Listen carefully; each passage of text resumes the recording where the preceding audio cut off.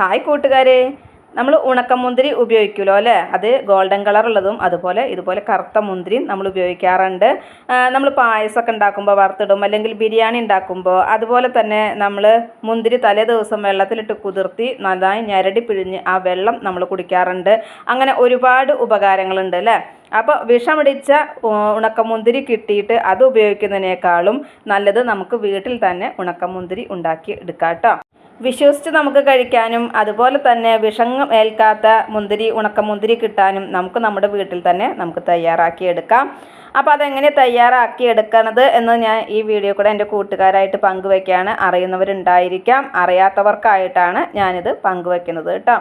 വളരെ നല്ല രീതിയിൽ നമുക്ക് തയ്യാറാക്കിയെടുക്കാനായിട്ട് പറ്റും, യാതൊരുവിധ ദോഷങ്ങളില്ലാതെ. മുന്തിരി വാങ്ങിക്കുമ്പോൾ അപ്പോൾ ആ മുന്തിരിക്ക് എന്താ ദോഷം നമുക്ക് പറയാൻ പറ്റില്ല. കാരണം നല്ലതുപോലെ ഉപ്പ് വെള്ളത്തിലിട്ടിട്ട് കഴുകിയതിന് ശേഷം ഒരു 2 മണിക്കൂറോളൊക്കെ നമ്മൾ ഇട്ട് വെക്കുന്നുണ്ട്.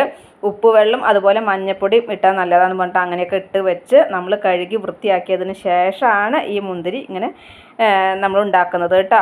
അപ്പോൾ മുഴുവൻ വിഷാംശം പോയിട്ടല്ല, അതായത് പച്ചമുന്തിരിയുടെ വിഷാംശം മുഴുവൻ പോയിട്ടല്ല, എന്നാലും നമ്മൾ ഇങ്ങനെയൊക്കെ ചെയ്താൽ പച്ചമുന്തിരിയുടെ വിഷാംശങ്ങൾ പോകുമെന്ന് പറയുന്നത് കേട്ടിട്ടുള്ളത് കൊണ്ടും അങ്ങനെ നമ്മൾ ചെയ്യുന്നത് കൊണ്ടും അങ്ങനെ നമ്മൾ ചെയ്തെടുക്കുകയാണ് ചെയ്യുന്നത്. അപ്പോൾ നമുക്ക് നോക്കാം. അപ്പോൾ വിലക്കുറവിലൊക്കെ മുന്തിരി വരുന്ന സമയങ്ങളിൽ കുറച്ചധികം വാങ്ങിച്ചോളൂ. നമുക്കിതുപോലെ അത് ഉണക്കമുന്തിരി ആക്കി എടുക്കാം.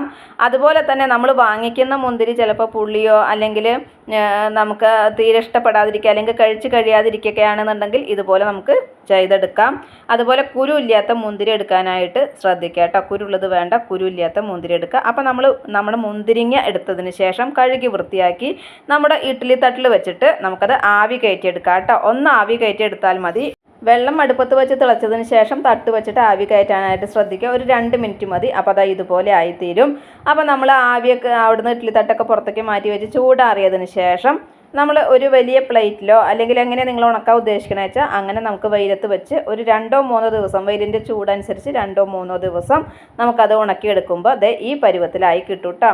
നല്ല പെർഫെക്റ്റ് ആയിട്ടുള്ള ഉണക്കമുന്തിരി നമുക്ക് നമ്മുടെ വീട്ടിൽ തന്നെ ഇങ്ങനെ തയ്യാറാക്കിയെടുക്കാം. അപ്പോൾ ഇങ്ങനെ തയ്യാറാക്കാത്തവരുണ്ടെന്നുണ്ടെങ്കിൽ ഇതുപോലെ മുന്തിരി കിട്ടുന്ന സമയത്ത് ഇങ്ങനെ ചെയ്ത് നോക്കുകൊണ്ട് കേട്ടോ.